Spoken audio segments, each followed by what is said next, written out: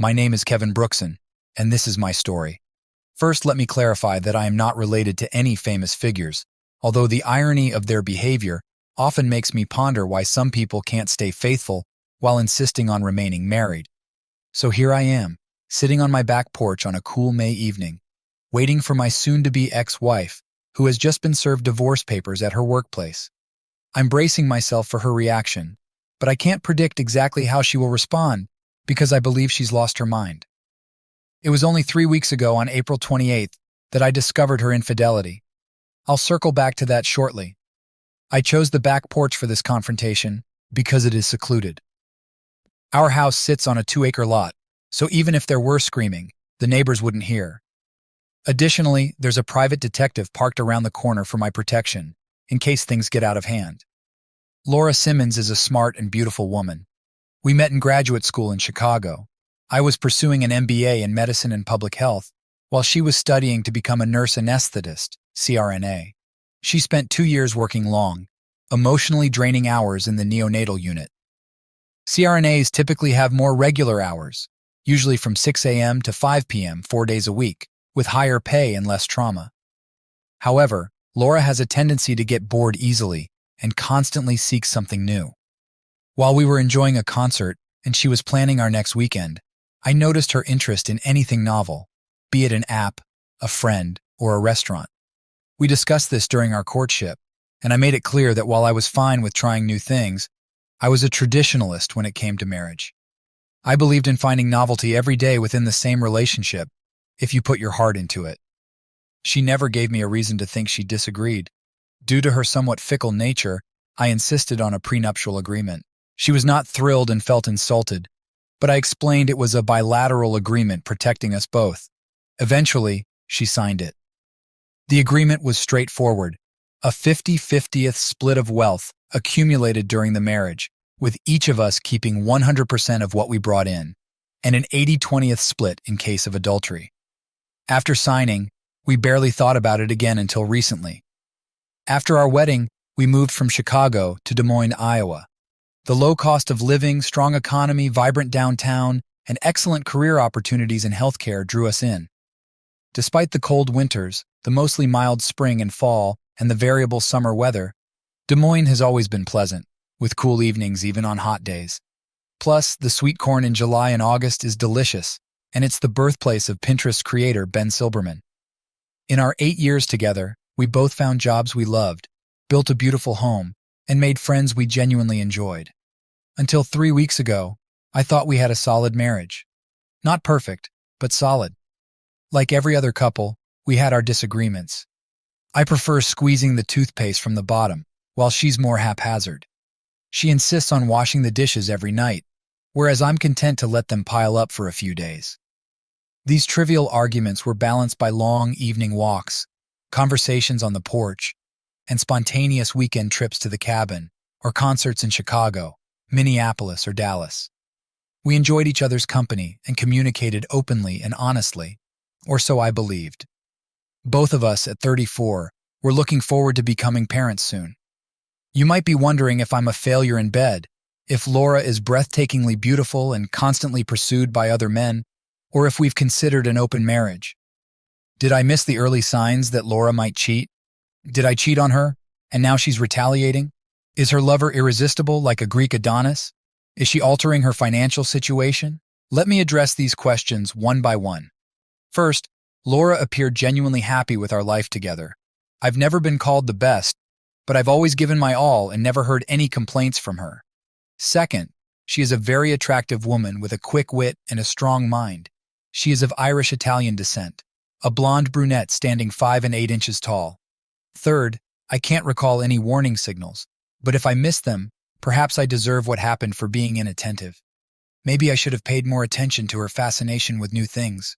Fourth, since we've been married, I've never touched another woman, aside from a friendly hello or goodbye hug. Fifth, the honest truth is that her lover is good-looking but not devastatingly handsome.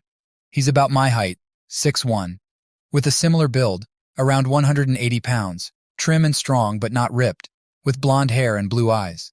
Sixth, he's only 28, a medical student who's been working in the operating room for the past 2 months. Seventh, He might have money someday, but since she makes $100,000 a year and I make twice that, the lure of cash, fancy cars, or a luxury home seems unlikely. He won't start earning serious money for at least another 10 years. So, as you can imagine, I'm still baffled about how we ended up here. Let me share what happened over the last 3 weeks. It was the last week of April, and I was out of town for 3 days for a conference of medical administrators in Kansas City. I was supposed to be there for 4 days, but after reviewing the workshop offerings for the final day, I found nothing that interested me. The week had already been productive. On the first day, I met 3 other administrators from my region in similar positions. We formed a small group, met each night to compare notes, enjoyed good camaraderie, networked, exchanged contact information, and laughed over a few beers. On the third day, I informed them that I was leaving first thing in the morning. Since the trip takes less than 3 hours, I chose to drive instead of flying. Highway 50 is a relatively quiet highway with less traffic than most. On the drive, I listened to Dan Carlin's Hardcore History podcast about World War I. Kansas City has a wonderful World War I museum, thanks to Missouri's only president, Harry Truman. Carlin's podcast provided some background before I toured the museum. Since I was driving, I had the flexibility to leave at my convenience. Thinking I was on my way home to my loving wife, who would be starting her first day of a 3-day break, I got up early and was on the road by 5 a.m. I planned to wake her up pleasantly around 8 a.m. when I arrived home. However, when I pulled into the driveway, her car, a 2018 Honda Accord with crystal black pearlescent paint, was missing. She never parks in the garage unless it's raining, and it hadn't rained in a week. If the car wasn't in the driveway, it meant she wasn't home. I was puzzled. We work out at the same gym, Lifetime Fitness, so she wouldn't be out for a run. She usually sleeps in on her first day off, but when I entered the house, I didn't find her. The bed was made, which never happens unless it's Saturday laundry day. There were no leftovers from the previous night's dinner in the fridge. This was suspicious. I called her, but it went straight to voicemail. Fortunately, we both have the Glimpse app on our phones, a navigation tracking system that works on any iPhone. I opened the app and saw her phone was near the airport. We live in northeast Des Moines, near a private golf course called the Harvester. We both love golf and chose our home partly to join this club. The airport is on the southwest side of town. Feeling increasingly nervous, I decided to play it cool if she answered. I just asked how she was doing and not reveal my suspicions. I figured she wouldn't think to check Glimpse to see my location this early in the day. I waited 15 minutes and called again. She answered, and that's when my world started to crumble. "Hey, babe," she said in a sleepy voice. "Why are you calling me so early on my day off?" "I'm sorry, Laura," I apologized, somehow keeping my composure. "I miss you, and I had some time before my morning seminar. Just wanted to hear your voice." From the background noise, I realized she was sitting up in bed. Not our bed. "It's okay, Kevin. I'm always happy to talk to my favorite husband. Looks like you're still in bed," she said, trying to sound casual. "So I won't keep you up. I just wanted to say I love you, and I'll be home no later than dinner tomorrow night. Unless you want me to skip the last day and rush home?" "That would be wonderful, but I'm planning to run errands as soon as I get up and have dinner with Pam and Kristen tonight. We arranged it 2 weeks ago, so I can't cancel." Pam and Kristen were 2 of her co-workers. She didn't give any indication she wasn't at home in our bed, so I had to think quickly. "Okay, babe, I'll let you go. Hey, before you hang up, could you check the top drawer of my nightstand for the pen you gave me for my birthday? I can't find it, and I'm worried I lost it." "Kevin, honey, I really want to go back to sleep. Can I check it later and call you back before lunch?" Wrong answer. She usually said something like, "I'll check, but I'll be mad if it's not there and you lost my gift." My heart pounded, but I kept my composure. "Sure, Laura, just don't forget to check. Sorry again for waking you." "Thanks, babe. I'll call you in a little while. Love you." I couldn't bring myself to say, "I love you too." I hung up, headed to my car, and hoped for a miracle, but expected the worst. It was a 40-minute drive from our house to the airport. I made it in 30, lucky not to get pulled over for speeding. Every time I checked the app, her phone hadn't moved. If she saw I was getting close, we'd have a huge fight, but I was sure she was too engrossed in her new experience to check my location. The GPS led me to the hotel near the airport. I parked at the far end of the lot, away from the few cars in front of the hotel. Then I realized she'd recognized my car, so I moved to the adjacent hotel lot, choosing a spot where I could watch entrance without being seen. I had no plan. I fought back tears, wondering if she was really cheating on me, and if so, why? Had she thrown away 8 years of what I thought was a strong, committed relationship? Could there be an innocent explanation for her lies and deceit? If she wanted to pamper herself until I got home, why not go to the Radisson downtown or somewhere with a hot tub and pool at home? This hotel was only 10 minutes away, and she adored her. None of this added up to innocence. I agonized for about an hour when she finally showed up with Robert Hughes. They held hands and exchanged loving kisses as they headed for the exit. Damn, that young medical student was entertaining my wife. I snapped a few quick photos on my phone as they shared a more passionate kiss before jumping into his car. I met Robert about 2 months ago at a hospital appointment. I usually get along with people easily, but Robert seemed like a bit of a jerk. When Laura introduced us, he squeezed my hand extra hard, as if to prove he was the alpha male. My dad always taught me to look my conversation partner in the eye and offer a firm handshake, so I wasn't impressed. Our small talk was contrived, and he constantly smirked. I mentioned this to Laura on the way home, and she dismissed it, saying, "You hang out with doctors a lot, and you know they can be narcissistic. Robert's not like that." Now, watching my marriage crumble in the parking lot, I struggled to control my emotions. What should I do? Confront them? Hire a private investigator? I had to think clearly. Problem solving is a big part of my job, so I forced myself to calm down and think. After a few minutes, I came up with a plan and decided to take a chance. When they left the hotel, they didn't have any overnight bags. It seemed they weren't checking out, but perhaps grabbing a bite to eat before returning for more. I followed the Glimpse app and saw they had stopped about 2 miles away at a local diner. I knew I had a few minutes to act. I walked back into the lobby, which was thankfully empty except for a middle-aged woman at the front desk. She looked up and smiled as I approached. "Good morning. How can I help you?" I noticed she wore a wedding ring and her name tag read, Susan. "Hi, Susan. I'm Kevin. I have a problem and I'm hoping you can assist me." "Nice to meet you, Kevin. I'll do my best to help. Do you have a reservation or need to check in early?" "No, Susan," I replied quietly and seriously. "The couple that left about 15 minutes ago, a brunette woman and a younger blonde man, did you notice them?" Her smile faded, replaced by a more serious expression.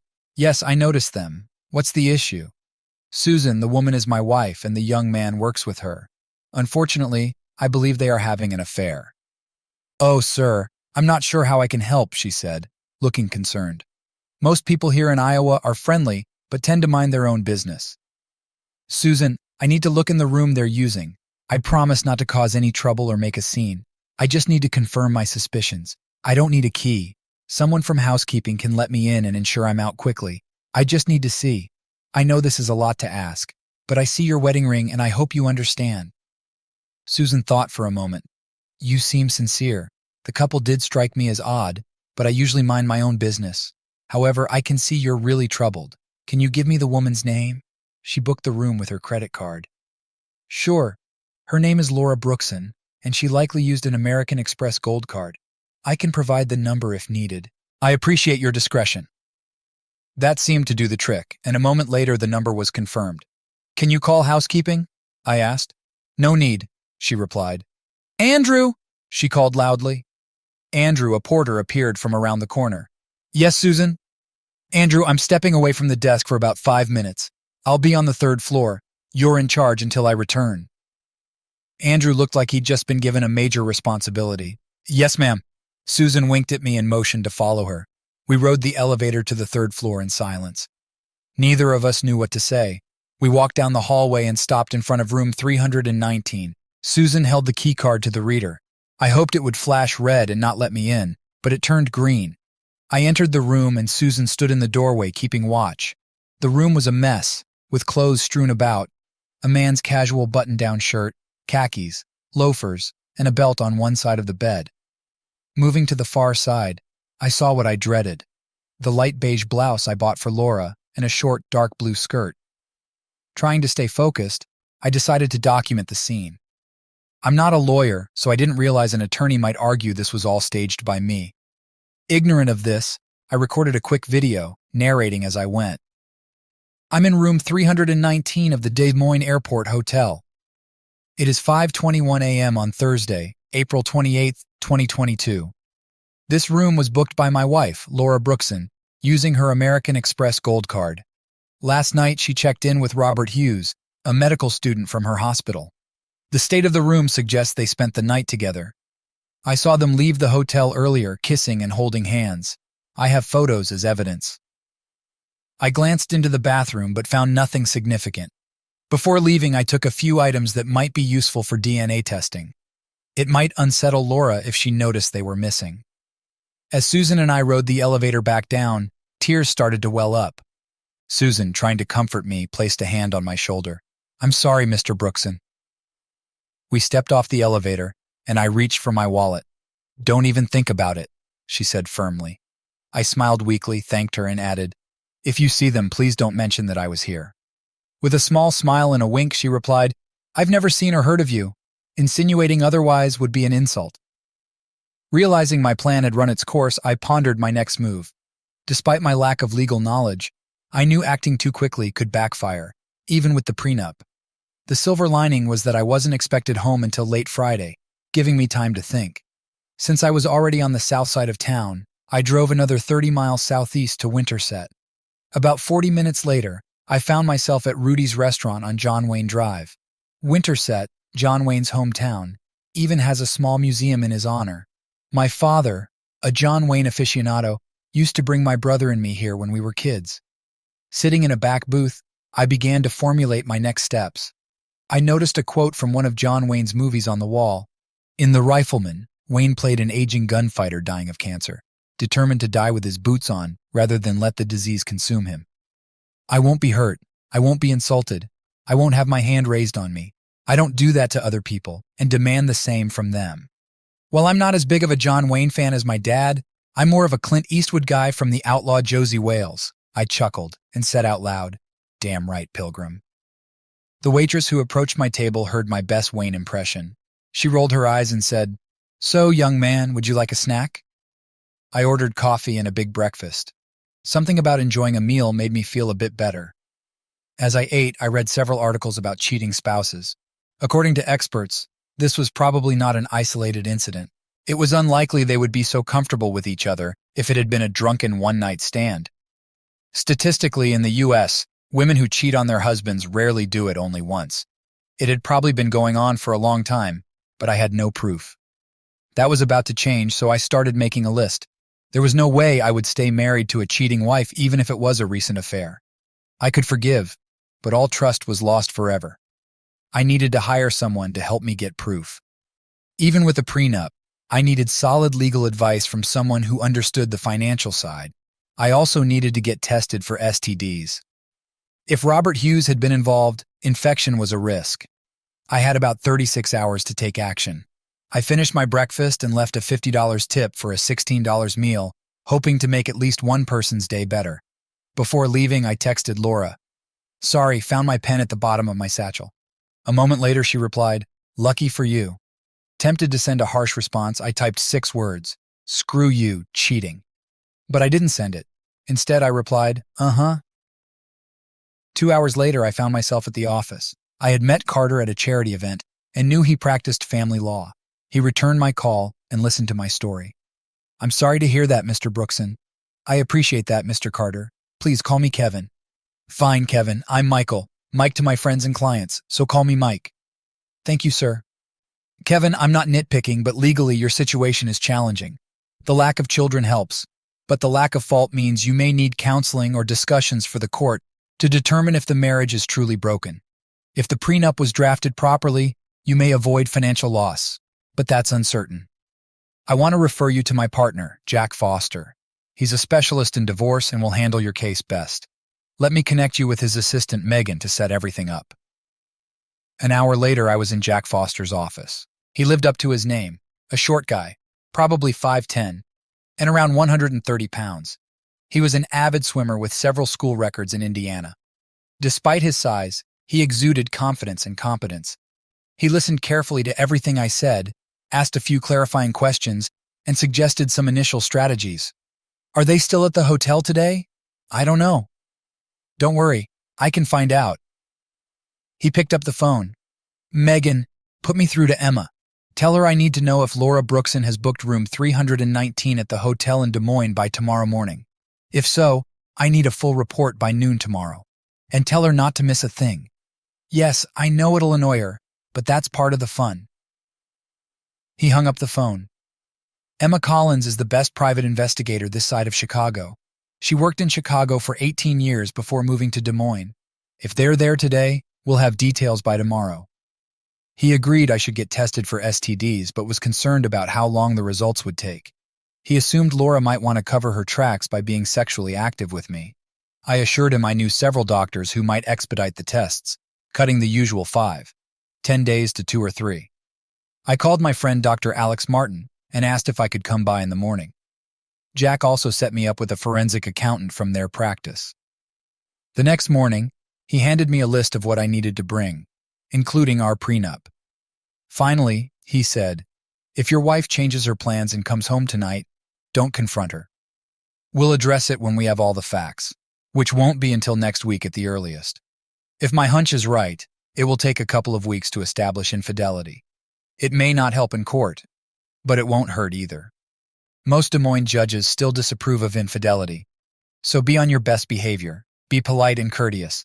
If she wants to get intimate, pretend to be sick. Otherwise, it's business as usual. Okay, so you're telling me that calling her out and hitting Robert with a baseball bat is off limits? Yeah, something like that. Anything stupid would sink us. Got it, you have my word. We shook hands and I left. I wish I could say I knew how to handle the pain, but that would be a lie. Still having my clothes from the trip, I didn't need to go home.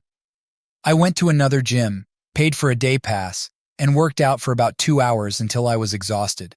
Then I took a long steam and shower before checking into the Hyatt Hotel downtown, where I immediately ordered room service, including a bottle of Maker's Mark. After my second drink, I turned off my phone and put it away, knowing that once I got drunk, things could only go downhill from there. I didn't want to risk calling my wife while drunk and emotional, so I hid my phone. Tears, anger, frustration, and more tears followed until I passed out. The next morning, I woke up around 7 with the worst hangover since college. Forcing myself to the gym, I took a long, steamy sip from my Yeti glass, filled with ice and more Maker's Mark. Whoever coined the phrase, hair of the dog that bit you, must have known something because after my shower, I felt almost human again. I spent an hour at the local Starbucks with my laptop, compiling a financial report for the accountant. By 8:30, I was in Dr. Martin's office. I explained the situation to him, and he drew my blood himself. I'll personally take it to the lab and have the results back to me. I'll have to put your name on them, but doctor-patient confidentiality will keep them secure until you need them in court. Not your first rodeo, Doc. Hell no, buddy, he replied. It seemed like everyone around here loved John Wayne. I may have the results by tomorrow or Monday at the latest. I can't rush the lab staff too much. No worries. Thanks, Alex. Back at the office, I sat down with Grace Mitchell. She spent the better part of 2 hours digging through my financial life. It was as enjoyable as a prostate exam. When we finished, she took a deep breath and summarized. Well, Mr. Brookson, there's good news and bad news. The prenup covers 80% of your assets in the event of adultery, but I don't see you getting more than 50% of the house. You can avoid alimony and won't pay it, but you may have to split retirement and savings. I'll prepare a full report for Jack by the end of the day. I thanked her and headed upstairs to meet Jack Foster again. He was chatting with a woman who looked to be in her late 40s. Emma Anderson was a pleasant-looking woman with short brown hair, deep brown eyes, and a friendly smile. Her handshake was firm, and her gaze was penetrating. I felt compelled to be honest with her. I also noticed a gun on her belt, which made me think, note to self, never mess with this woman. After a brief exchange of pleasantries, Emma got straight to the point. Mr. Brookson, your wife is in a relationship with medical student Robert Hughes. Thanks to a helpful woman named Susan, I was able to install audio-visual devices in their room at the hotel. She paused and looked up from her notes. By the way, Susan mentioned she has a lovely niece in Cedar Bluffs if you're interested in the future. I turned some of the video footage into photographs and enhanced the images to make your wife's identity unequivocally undeniable. They returned to the hotel around 1 o'clock yesterday afternoon and stayed until 6 o'clock when they went out for dinner. They ate at a Chinese diner in West Des Moines and returned to the hotel around 8 o'clock. According to my contact in the lobby, they checked out of the hotel around 10 o'clock. Robert got into his car, and Laura got into hers. She went home and is still there. Emma handed me a large file folder. There are pictures and a thumb drive with videos. I don't advise you to look at these, but if you do, give yourself time and space to deal with what you'll see and hear. I'm truly sorry, Mr. Brookson. I hate cheaters for what they are and the damage they do. I did a little digging on you, and it's clear you don't deserve this betrayal. She and Jack exchanged a few more remarks and ideas on how to proceed over the next few weeks to establish a pattern. Then she put on her jacket, shook my hand, wished me well, and walked out the door. Jack went to his cabinet and poured me a shot of Knob Creek Limited Edition to calm my nerves. I tipped it back in one gulp and prepared to continue our conversation. We discussed several aspects of the situation. I brought Jack up to speed on my blood tests, and we discussed the financial aspects of the impending divorce. What's your ultimate goal, Kevin? What's most important to you when this all settles? Jack asked. I thought for a moment. I want to leave as soon as possible. I can be patient and avoid doing anything stupid, but just the thought of being around her makes me sick. I need you to do everything you can to ensure the terms of the prenup are honored. I can deal with the division of the house and other small assets, but I don't want her coming out of this in a strong financial position at my expense. Also, I want to salvage my dignity. I want it known that she was unfaithful, not me. No irreconcilable differences. I don't want to go after the hospital. I work there too, and I don't see any fault on the part of it. But I do want it known that she broke up with me because she was having an affair with Robert Hughes behind my back. Lastly, I want to hurt Hughes. I don't know if you can convince the hospital to remove him from their program, but I'd love for him to end up driving a truck for the rest of his life. Jack responded thoughtfully. First of all, I think you're okay with the prenup. I'm cautiously optimistic. Second, we will make sure everyone knows the reason for the breakup. However, that doesn't preclude the court from ordering counseling to see if the marriage can be saved, assuming your wife isn't interested in divorce. Her attorney will likely behave aggressively, hoping to drag out the case to soften you up and get you to change your mind. Lastly, you should temper your expectations about Hughes's career suffering. You're right that the hospital can cut its losses, especially if incoming students sign a pledge regarding behavior during training, but don't get your hopes up on that. Kevin, you're going to have to go home soon. You might manage to stay away for most of the weekend, but you need to go back and play the happy husband like your life depends on it. If she gets a whiff of what you know, she might go on the offensive before we're fully prepared. I trust you won't go near Hughes under any circumstances. If you think you might crack, I'll have Emma assign someone to keep an eye on you. I assured Jack that I would behave, even if I had to bite my lip until it bled. It was early Friday afternoon when I left Foster's office. I sat in my car for 30 minutes, trying to figure out how to drive home without revealing everything. Seeing no way to succeed, I did the next best thing. Laura was expecting me home around 7. After driving about 90 minutes, I pulled into the small town and found a local tire shop. Behind the counter was a 40-year-old guy wearing a shirt with Mike embroidered on it. He looked content reading his Sports Illustrated and wasn't in the mood to work late on a Friday. "Can I help you?" he asked, sounding annoyed. "Yeah, I need 4 new tires," I replied. Mike sighed, clearly frustrated to be interrupted. He stood up and headed to my car. "These tires have at least 10,000 more miles. You don't need new treads," he said, looking disgruntled. "Look, Mike, I'm particular about my car and don't care about the price. Can you put new tires on it or not?" I insisted. He muttered to himself as he went back inside and started up his 2002 desktop computer. "Not today, but I can have them in by 10 o'clock tomorrow morning." He pulled out a small calculator. "With shipping, installation, and taxes, it'll cost you $1,455. "Great," I said. "Do it." He looked at me like I had 3 heads, but still typed the order. "Okay, all done. See you in the morning." Without waiting for a response, he went back to his magazine. I pulled back onto the highway and checked into the motel for the whopping sum of $80 a night.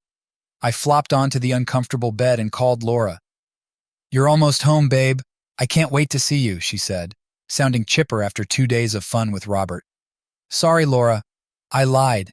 I blew 2 tires by running over some debris that fell out of a semi-trailer on the highway. I'm stuck in a little Missouri town. They can put new tires on in the morning, but I won't be home until midday tomorrow." In my mind, I added, "In case you want to invite Robert over tonight and sleep with him in our marital bed," but I didn't say it out loud. "Damn, Kevin, are you okay? Nothing hit the windshield or anything?" "No, I'm fine, but I'm having Taco Bell for dinner tonight and breakfast in the morning. Sorry for the delay, Laura." "Me too, but the important thing is that you're okay. I miss you madly and was hoping to jump on your bones tonight." "Yeah, me too," I replied, feeling the sting of her betrayal even more acutely. "I think I can wait until tomorrow. Please be safe for the rest of the trip and come home to your loving wife as soon as possible," Laura said. "I will, Laura. I'm sorry, but I'm a little tired and still a bit woozy from the blowout. I'm going to drink these 2 bottles of beer I bought at the Jiffy Mart and go to bed. I'll see you tomorrow." "Okay, Kevin. I love you." "Good night," she responded. I knew that at some point, I'd have to lie and say, "I love you too," with sincerity in my voice. But it wouldn't be tonight. I had no way of knowing if she picked up on my lack of response. But at that moment, I didn't care. I walked over to the desk and opened the envelope Emma had given me. It showed my wife cheating on me with Robert. After recovering and brushing my teeth, I went back to the scene of the crime and inserted the flash drive. Opening the program, I saw an entire video of my wife having fun with Robert. After an hour of excruciating emotional pain, I began to feel the rage building up inside me. Yes, I was heartbroken. Her selfishness and disrespect couldn't fully describe what I had just witnessed. My anger at Robert would surely grow, but at that moment, I was filled with white-hot anger at the woman who I thought loved me and had committed to being my faithful wife. In the 8 years of our marriage and the year before that when we were engaged, I had never seriously considered being with another woman. I don't mean to say that I never looked or had a fleeting thought about other women, but it never occurred to me to break my vows or hurt her with adultery. I began to remember how the prenup had bothered her. She was offended that I had even suggested she couldn't be trusted. I now realized that she was a narcissist, concerned only with herself and her pleasure. She didn't understand the kind of commitment I thought love required. So yes, this revelation broke my heart, but I was also furious. There was no way this was going unheeded. No way. The next couple of weeks were going to be tough, but screw her. I would play my part, all with the intention of getting away from her as soon as possible, and Robert would pay too. The next morning, I had a couple of fast food tacos for breakfast. 2 cups of coffee helped wash that taste away as I headed out to meet Mike and pick up 4 new tires. In the morning, Mike was less grumpy. He smiled when I walked in. I guess he realized he could sell my tires for a few $100 in cash and pocket it without the IRS finding out. On the wall hung a couple of deer heads and a picture of him squatting next to a dead deer with a bow across his lap. Maybe he'd use the money to buy himself a new compound bow for the next season. For some reason, the thought made me feel a little better. By 11:30 a.m., I had 4 new tires, and I was out of excuses to avoid heading home. During the ride, I started thinking about how I could mess with Laura's head. The thought of touching her made me cringe. Before heading home, I made one stop. I pulled up to the house around 1:30 p.m. Laura's car was in place. I walked in the front door and heard Siri playing some light jazz. I rounded the corner and walked into the kitchen where Laura, swaying to the beat of the music, was washing dishes. She must not have heard me come in. I grabbed her. "Damn, Kevin, you scared the hell out of me. Let me go, you bastard," she exclaimed. I just left a mark on her neck. Maybe it would be Robert's turn to be jealous. Surprises and novelties, yes. Neanderthal, no. "What the hell, Kevin? You're going to embarrass me in the operating room on Monday. That's not what I meant, Kevin. It's just that you scared me. I guess I overreacted. I'm so glad you're home. Come on, let's go upstairs." I instantly let her go, turned around, picked up my bag, and headed up the stairs. "Just forget it, Laura. Maybe you can tell the gang that your idiot husband got carried away and rudely hurt your feelings." I had never spoken to Laura like that before, and since I was standing with my back to her, I couldn't see her reaction. All she said was, "Whatever you say." I unpacked my bag, took a quick shower, changed into my Saturday clothes, and headed downstairs. When I got downstairs, Laura was sitting at the kitchen table, texting. She put her phone face down on the table and looked up at me. There was no forgiveness in her eyes, but the anger had dissipated. I guessed who she was texting with. "Laura, I've been gone for a week, 2 days longer than intended. All I could think about was getting back to you, but apparently my attempt to spice up the relationship didn't meet with your approval. You were the one who told me to hurry home so you could jump on my bones. I apologize for not understanding how that was supposed to happen. Enjoy the rest of your day and evening. I'm leaving." I didn't give her time to respond. I just walked out the door, got in my car, and drove away. I went to the clubhouse, changed into casual golf clothes, and hit a couple of bags of balls. After that, I worked on my pathetic pitch. Sadly, I thought that with the advent of bachelorhood, I'd have more time to shave a couple of strokes off my game. Unfortunately, given the circumstances, that didn't improve my mood much. A couple of hours later, I settled into the men's locker room, grabbed a beer, and chatted with a handful of fellow golfers. One of them was David Brooks, a local investment banker and a good friend. While we talked, I learned that his wife, Julie, was out of town for the weekend visiting relatives. I invited him over for dinner. We went to the tavern downtown just as it opened at 4 p.m. We had a couple of glasses of bourbon and sampled their top-notch burgers. They were showing the Cardinals and Mets game on the big screen. With all my hectic life, eating a burger and discussing pitching staffs with a friend made me feel a little piece of normalcy, and for that, I was grateful. We left around 7 p.m., and I checked my cell phone. There were 6 text messages from Laura, about 30 minutes apart, starting an hour after I left. "Kevin, I'm so sorry. Please come home so we can talk. Kevin, where are you? Come home, stop ignoring me. Kevin, I know you're seeing these messages. Come home now. Kevin? Okay, but don't say I didn't ask you to come home. I'm not the one acting like a stubborn ass." I thought to myself, "You're just the lying, cheating one." I didn't respond. Instead, I went to the local movie theater and saw a new film called Firestar, about a girl who discovered she could set things on fire with her mind. I wished I could have found her and taken her to Robert. The movie ended just before 10 p.m., and I headed home. As I pulled up to the house, I saw that Laura's car was gone. I can't say I was disappointed, but I also realized she was probably being comforted by her lover. I went back to the club and had a couple of drinks for the night, then got home around 11:30. Laura was sitting in our bed. "Kevin, I can't believe you left and didn't answer my texts. Where did you disappear to?" Her tone was firm, indicating she considered herself the offended party. "Well, I went to the club, had dinner with David Brooks, watched a movie, came home, went back to the club again since you weren't here, then came back home. And you?" She lowered her eyes, not meeting my gaze. "Nowhere in particular. Have you been with anyone?" "Not really. Met a friend at coffee shop." "Who?" "Does it matter? We need to talk about what happened earlier." "Okay, talk." "Kevin, I'm sorry I reacted the way I did, but your aggression scared me and threw me off balance. Your groping and stroking didn't turn me on. Part of my love for you is based on how much you respect me, and your actions didn't feel like love and respect." "Laura, I admit my actions were different, but the fact that you asked me to spice it up seemed to indicate you wanted something more radical in our physical relationship. If that's not it, then explain so I can understand where you're coming from." That's what I said, but I was thinking more romantic. A candlelit dinner or a weekend at the beach with lots of hugs and caresses. "I'm sorry, Laura, but we've done all those things many times over the last 8 years. Weekend getaways, long walks holding hands, romantic conversations by the fireplace. I don't believe what you're saying. It doesn't add up." "It's true, but maybe in new places." "Nonsense, Laura. I remember our conversation very well. You can't rewrite history. If you've changed your mind, say so, but don't lie and pretend you weren't suggesting I spice things up physically." "Kevin, why are you acting like this? You're so literal and dogmatic. I may have said it, but how can you interpret it as bending me over the counter or leaving a bruise on my neck for everyone to see?" "Laura, Do you remember what you were wearing when we had that conversation? No, why does it matter? It's relevant. I was working in the yard, had just showered, and came out of the bedroom. I'm pretty sure we didn't come up for air for at least the next hour. How do I go from that to a romantic weekend on the beach holding hands? I'll let you pick 10 husbands of your choice.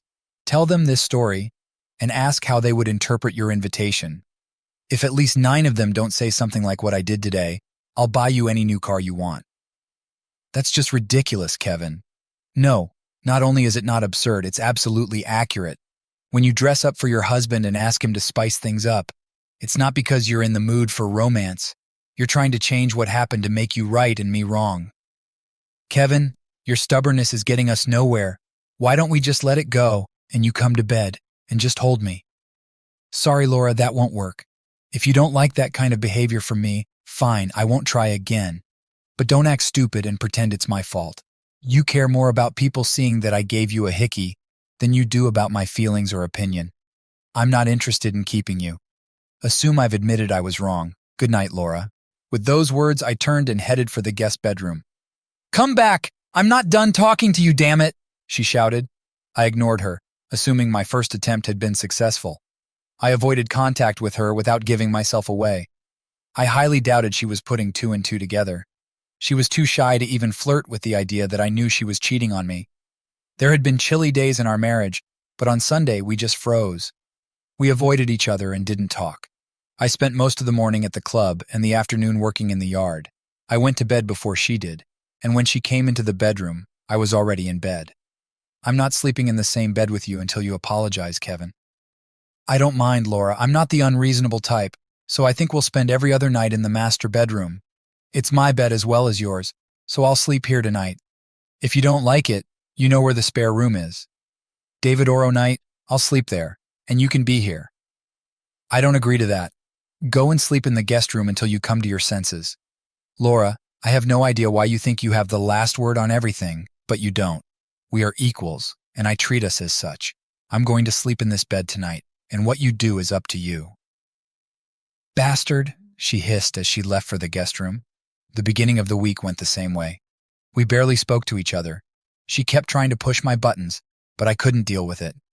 Monday night, she told me how she had been humiliated in the operating room when her coworkers teased her about a hickey. I shrugged, showing that I didn't care.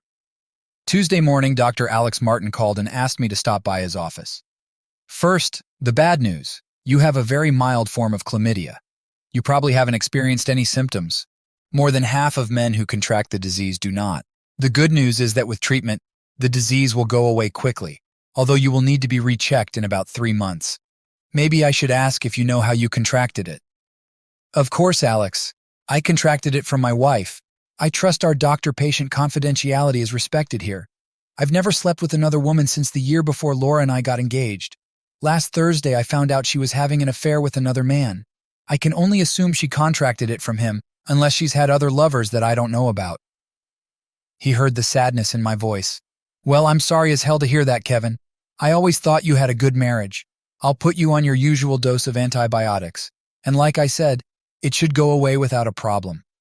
You'll need to tell Laura about it and abstain from sex for the next few weeks, just to be safe. No, it's not a problem, Alex, but I'm going through a serious transition here, and I'll need to talk to a lawyer about sharing this information with my wife. How serious could the infection be? It doesn't kill, but if left untreated, it can cause serious health problems, up to and including the loss of a woman's ability to reproduce. Depending on when Laura contracted the infection, she could be at risk. A couple of weeks isn't a problem, but the longer it goes untreated, the higher the risk. Besides, Kevin, as much pain as you're in, you don't want to live with the responsibility of jeopardizing someone else's health. You're right, Alex. I can't live with myself if I sink to that level just because I'm in pain. But let me ask you this. I haven't noticed any symptoms in her, so is it safe to say it's still early, and she doesn't know what she's contracted yet? Maybe, maybe not. Some women never feel symptoms, but that doesn't mean the disease can't do serious damage. I can't tell you what to do in that case, but I will say that waiting more than 48 hours would be wrong. We shook hands, and he said he would take the prescription to the local pharmacy, which I didn't frequent.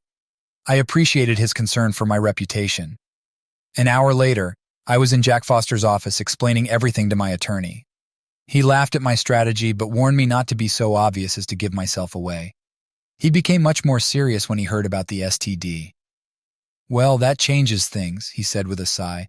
"I know we lawyers get a bad rap, but even I can't afford to keep anyone in the dark when there are serious health risks involved." It was my turn to chuckle at his joke. "Since Dr. Martin gave me 48 hours, I'd better act in 24. Let me consult with a couple of colleagues I respect, and I expect you here tomorrow morning at 8 o'clock. Laura didn't get home until about 10 o'clock that evening. Her shift ended at 6 o'clock. If she expected me to demand to know where she'd been, she was in for a disappointment. I was watching an episode of Only Murders in the Building when she walked in. She looked into the den for a moment, sighed, and headed upstairs without saying a word. Under any other circumstances, she would have sat next to me and munched on popcorn while I brought her some white wine. The thought that this would never happen again for the rest of my life caused me to feel an overwhelming sense of loss. I was betrayed, and I wasn't going to stay with the cheater who betrayed me in our marriage. But I loved her. A part of me still did, and that part grieved for what was gone forever. The next morning, I sat in the conference room with Foster, Emma's private investigator, and lawyer Mick Sawyer. "Kevin, it's time to act. Everyone agrees STDs changed the picture. How do you want to tell her?" "I want to keep her off balance. What if I anonymously tip her OB/GYN that Laura Brookson has chlamydia? The doctor would be obligated to inform her. Later you could confirm it was me. I'd be acting in good faith." Foster thought it over. "Not perfect, but not terrible. It will make you look petty, but not negligent. I still think it's a bad idea." "Agreed," said Emma and Mick. "I'm determined. I'll send the message to Dr. Lisa Bennett today." "I want to witness it," Emma insisted. We discussed a few more details, and I left. 40 minutes later, Dr. Bennett received the anonymous message. Emma followed Laura to the pharmacy where she picked up a prescription. Later, Laura returned home. We still didn't talk much. She sat next to me on the porch, looking defeated. "Why don't we call a truce?" she asked. "How do you propose we declare a truce?" I responded. "Let's just end this argument." "I'm not sure that works for me, Laura. You still don't think you've done anything you need to apologize for." "I'm really sorry about that." "No, Laura, it's not okay. Your words may be right, but your tone shows your heart hasn't changed." She glared at me and stomped off. It had been almost a week since I discovered her betrayal. The next 2 weeks would be nearly impossible. It was time to look for options. The next morning, I was in my boss Julie Silverton's office, explaining my situation. She was professional but caring, promising her support. "There's a conference for hospital CFOs in Washington, D.C. next week. Attend it and then stay the weekend with your family." "Deal, boss. Thank you for your kindness." With her support, I focused on work, even pissing off the nurses' union representative. On the way home, I called my family to let them know I'd visit. I also updated attorney Jack Foster, who suggested gathering more evidence of Laura's treachery. When I arrived home, Laura was absent, so I went for a run to clear my head. Exhausted, I returned home, watched TV, and went to bed. The next morning, I noticed Laura's door was closed, signaling she had returned during the night. I continued my routine, avoiding contact with her.